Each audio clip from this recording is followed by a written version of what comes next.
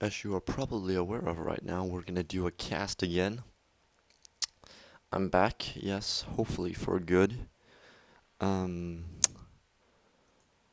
yeah, the reason why I stopped casting for a few days was because the degenerate fucks of people who saw my video on YouTube, the Dota 2 tournament video, kind of raged the shit out of me. So I didn't really feel like pitching in with any casts or anything like that. And you might think I'm oversensitive, but when you get spammed on your Gross Gamers and on your YouTube account with people that hate you, it doesn't exactly compel you to actually keep on casting, which is sad because I like casting. But when you get when you just get a shitload of rage in your face, you don't really feel like casting. But anyways, today again I'm back. I'm hopefully excited enough. And we're gonna be having ourselves a game today. And yeah, it's gonna be cool. And we're gonna have this cast. It's gonna be fuck yes. You know why? Because I say fuck yes? Because it's gonna be between MyM versus Navi.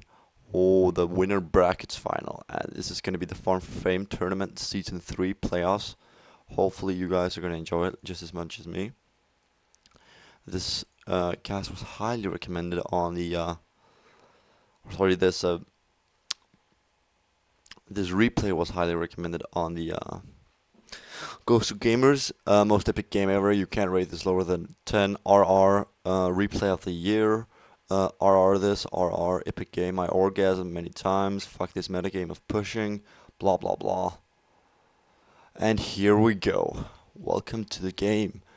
Now I want to be scrolling over because this game is really long. It's like really really long, really really long. So just for any of you who are unaware of who we have today, we have DPZH, we have King J, we have 7895, we have Ava, and we have Mania. We have Xbox, Artstar, Light of Heaven, Puppy, and Dendai on the Navi team. So that's always good.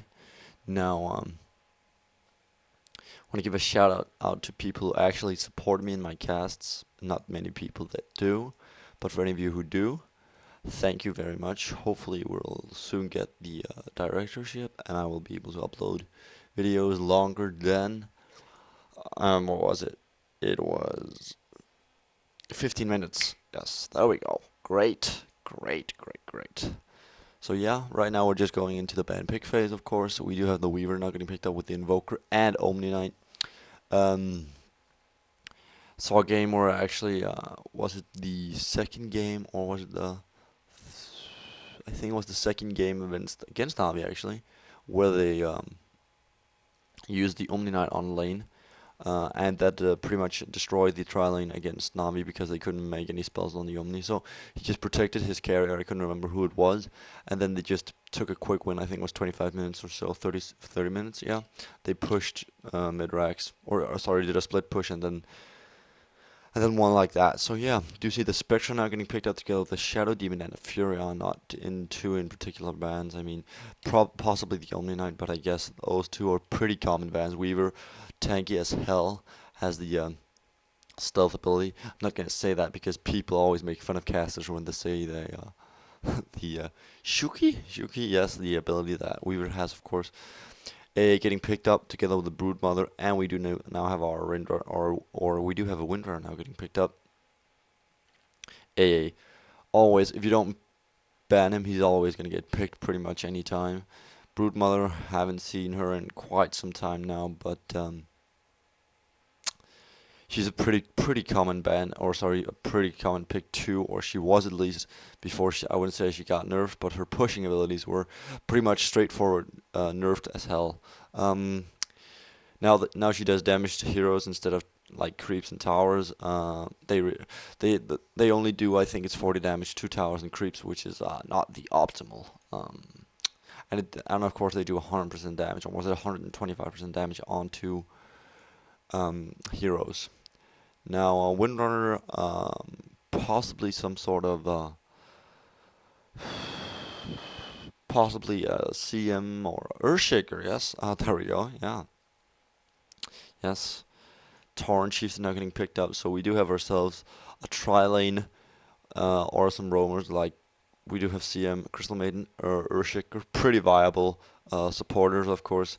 Having the Fisher, having the slow, the stuck, and you of course have the aura on top of all of that, and the initiation by both CM and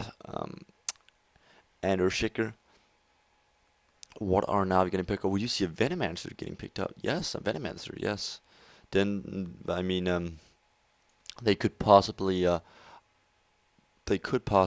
put Venomancer in the mid lane. Have seen that actually sometimes before where I'm just gonna show you where the Venomancer from the Sentinel here. He moved up here. He had Ring of Bass as I think one of his first items.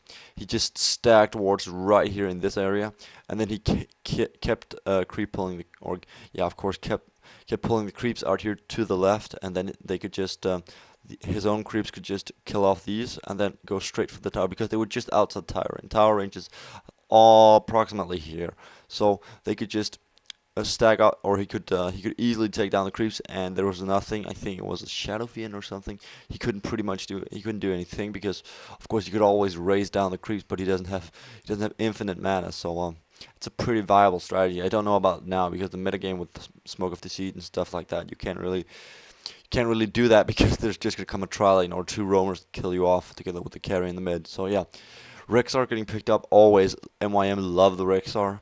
Um, so yeah, nothing strange about that. Tinker now getting picked up. Yes, Tinker, very very good hero. And Vengeful Spirit now together with an Alchemist. So we have ourselves, I would say, some standard heroes. Look at this, Toby-Wan Kenobi did cast this game. I think. Yeah, I think so. Anyways, I'm gonna slow down things now. We're gonna be able to watch this as normal at normal replay speed. Sorry, and that's gonna be awesome. So we do have Venomancer mid.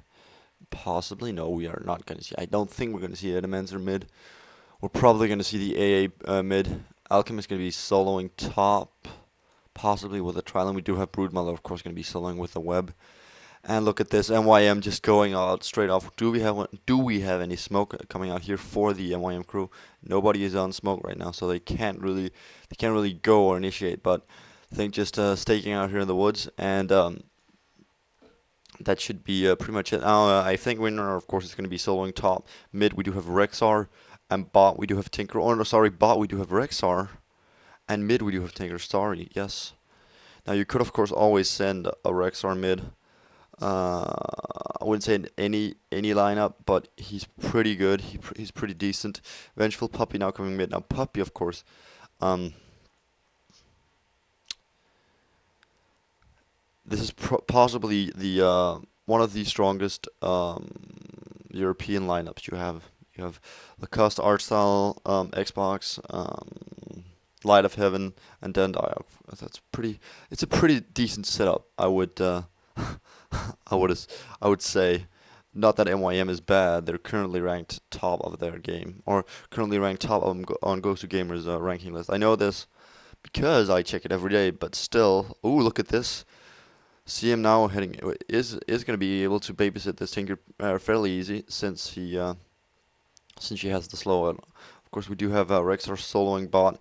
Broodmother is going to have, I wouldn't say a hard time, but Rexar is a pretty beastly laner, and he can pretty much he's pretty tanky even if he doesn't go the initial stout shield, which a lot of people do. But yeah, and as the captain of MYM said, or was it just a member of the MYMs who had an interview on Ghost of Gamers, that Navi and MYM actually play the, the most boring games ever because they just the 20 30 minute gameplay, like the early and mid game, they say it's boring as hell because everybody's just trying to farm, and the ganking phase, of course, is pretty. It's become more aggressive. I mean, both for Navi and MyM. I would say mainly Navi, but I mean, it's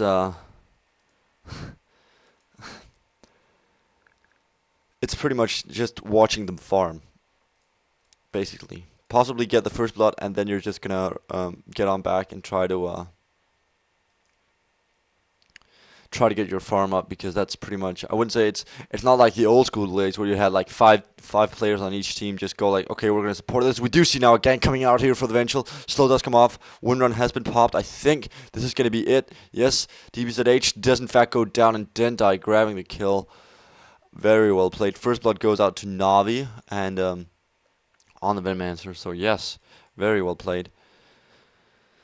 Mid, Ancient actually doing a great job pushing the lane, which is quite astounding when you think about it. We do have ourselves still. This Broodmother has not had, is pretty much falling behind the XP rate of Beastmaster. Beastmaster has no mana left for the Whirling Axis, so he can't really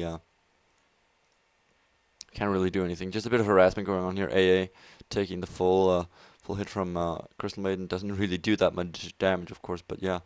Now I think we are going to see ourselves a gank right here, or possibly just some wooding, or sorry, some jungling going on. We do need to see a smoke. There it goes. We are going to see a mid gank here from both Venomancer and Vengeful. Now I'll just stop it right here. This right here, let's just say Crystal Maiden wasn't here, and let's replace this Tinker with a Shadow Fiend. What do you think will happen? Slow, stun, slow. Alright, so that would pretty much be one dead Shadow Fiend. And I think I saw this, I think I casted a game. Was it a Chinese game? Yes.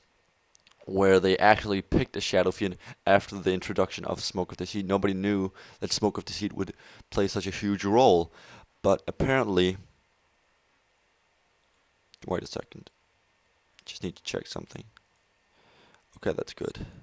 Apparently this guy, the Shadow Fiend, he died 13 times in the mid, and it was at the 20-minute mark. Which isn't exactly good, but he did. So, that's how powerful the smoke is. It's not that expensive. 100 gold, it's not a lot for a Shadow Fiend dead, which of course loses his souls, and of course loses the XP and loses the gold and everything. So yeah, just gonna be resuming the game now.